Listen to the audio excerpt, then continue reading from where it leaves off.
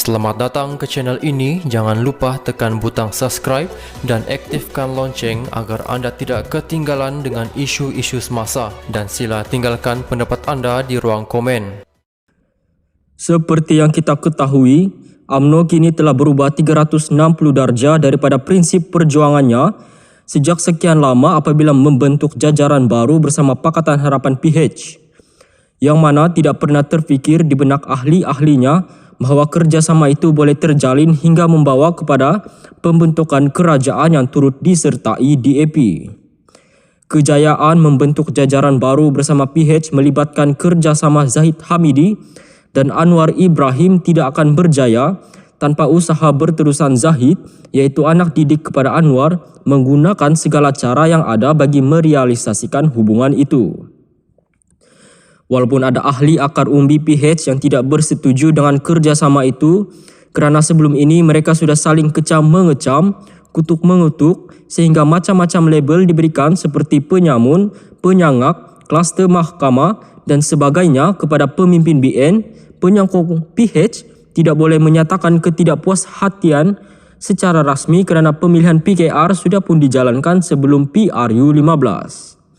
Dalam pemilihan tersebut, akar umbi parti berkenaan telah memberikan sepenuh kepercayaan kepada Anwar, Timbalan Presiden Rafizi Ramli dan Barisan Kepimpinan Pemuda dan Wanita untuk terus mencorakkan kelangsungan perjuangan parti.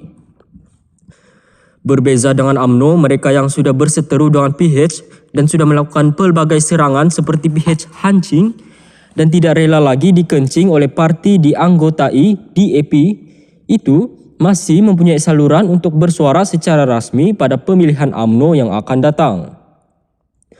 Untuk mengetahui pemilihan sudah beberapa kali ditangguhkan, dengan pemilihan yang terakhir ialah 30 Jun 2018, iaitu jika mencecah Jun tahun depan sudah genap 5 tahun pemilihan parti tidak diadakan.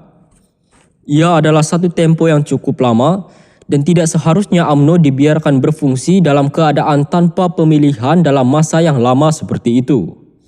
Jika sebelum ini pelbagai alasan diberikan, antaranya bagi mengelakkan perpecahan dalam parti untuk menghadapi PRU 15 dan macam-macam alasan lagi bagi merasionalkan penangguhan berkenaan. Kini timbul pula cadangan daripada Ketua UMNO bahagian Sungai Besar, Jamal Muhammad Yunus, supaya dua jawatan tertinggi UMNO, iaitu Presiden dan Timbalan Presiden, tidak dipertandingkan dengan alasan parti itu kini masih dalam keadaan rapuh dan tidak stabil. Penulis melihat cadangan tersebut tidak relevan sama sekali kerana pada pemilihan kali inilah sepatutnya digunakan oleh UMNO bagi melihat sejauh mana penerimaan ahli-ahli terhadap jajaran baru politik dilakukan oleh Presiden parti itu. Cadangan itu juga tidak munasabah kerana seolah-olah menghalang Presiden untuk menunjukkan kemampuannya mengekalkan jawatan tersebut, yang mana pada tahun 2018 Zahid menewaskan veteran UMNO Tengku Razali Hamzah dan bekas Ketua Pemuda Khairi Jamaluddin. Dengan menjadikan alasan UMNO kini sedang rapuh dan tidak stabil, supaya pemilihan dua jawatan penting tidak dipertandingkan juga tidak dapat diterima kerana secara logiknya penangguhan pemilihanlah yang menyebabkan parti semakin berpecah.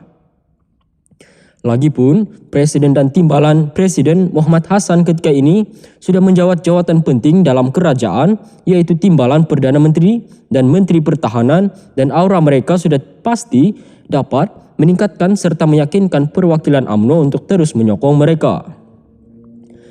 Ditambah pula UMNO kini sedang aktif mengadakan majlis perjumpaan dan penerangan isu semasa di bahagian-bahagian UMNO untuk memberikan penerangan kepada ahli-ahli mereka mengenai alasan kerjasama Anwar Zahid.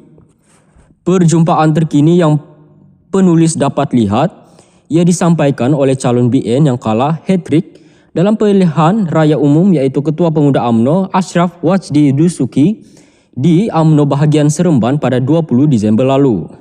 Maka dengan segala justifikasi sedia ada, kekuatan Presiden dan Timbalan serta perkembangan semasa UMNO adalah amat janggal jika dua jawatan penting itu tidak dipertandingkan dan dibiarkan kekal tanpa dicabar oleh pemimpin UMNO lain.